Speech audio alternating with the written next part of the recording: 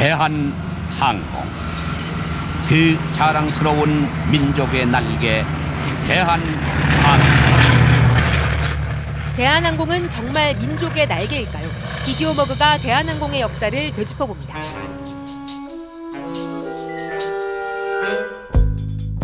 (1946년 3월 1일) 한반도 최초의 상업항공사인 대한국민항공이 출범합니다. 하지만 한국 항공 역사상 최초의 항공기 공중 납치 사건인 창랑호 납북 사건 등이 발생하는 등 경영 위기 속에 사장 신용욱은 1961년 스스로 목숨을 끊습니다. 1962년 대한국민항공이 파산하자 정부는 직접 출자해 국영항공사인 대한항공공사를 설립합니다.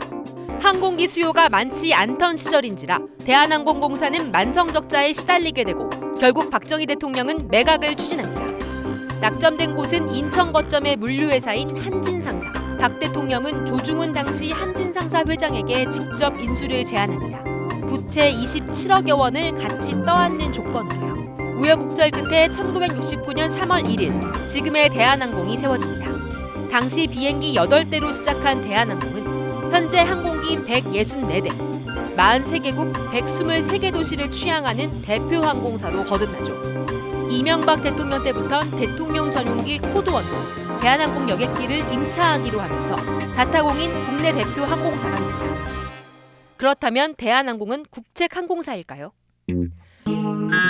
국책항공사는 국가가 정책적으로 만든 항공사인데 결론부터 말씀드리면 우리나라엔 국책항공사는 없습니다. 그렇다면 대한항공은 유일한 국적 항공사일까요? 그렇지도 않습니다. 국적 항공사는 국내에서 항공 운송 면허를 받은 항공사를 말하는데 아시아나, 제주항공, 진에어, 티웨이, 에어서울, 에어부산 등 모두 국적 항공사입니다. 정리하면 대한항공은 국책 항공사도 아니고 유일한 국적 항공사도 아닌 국내 민영 항공사 중 한 곳일 뿐입니다. 그런데 뭔가 대한민국을 대표하는 국책 항공사인 것 같은 이 느낌적 느낌은 왜일까요?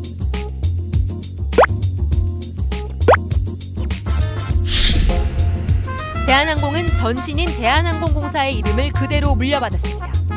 영문명도 코리안 에어라인즈를 그대로 쓰다가 1984년 코리안 에어로 개명하며 좀 더 국책항공사 느낌을 주게 됐죠. 대한항공 설립 당시 로고에는 상공을 상징하는 원 안에 평화와 안녕을 뜻하는 고니가 그려져 있었습니다. 이후 다양한 로고를 거쳐 1984년부터 지금의 태극 문양이 로고로 쓰입니다. 아니 국책항공사도 아닌데 이렇게 국가 이름, 국기 문양까지 다 써도 되는 걸까요? 현행 상표법엔 지리적 명칭이나 국기와 동일하거나 유사한 상표는 등록할 수 없다고 돼 있습니다. 하지만 2008년 4월 상표 심사 기준이 개정되기 전까진 지리적 명칭과 결합해 만든 상법상의 회사 명칭이 가능했습니다. 대한항공을 비롯해 한국타이어, 대한전선과 같은 기업 이름이 가능했던 이유입니다. 로고의 경우도 태극 문양 중간에 흰 줄무늬를 넣으면서 상표 등록 기준을 충족했습니다.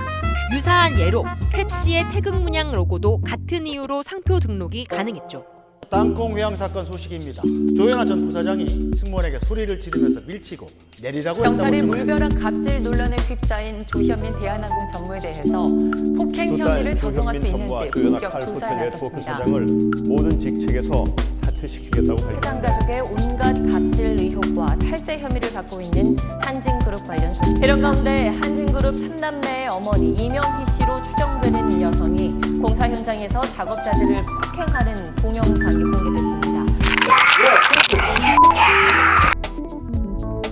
대한민국의 이름과 태극 무늬까지 사용하는 대한항공. 하지만 대한민국의 주인인 국민들은 지금 대한항공에게 엄중히 따지고 있습니다. 내년이면 창립 50주년. 과연 대한항공은 돌아선 민심을 되돌려 진정한 민족의 날개로 거듭날 수 있을까요?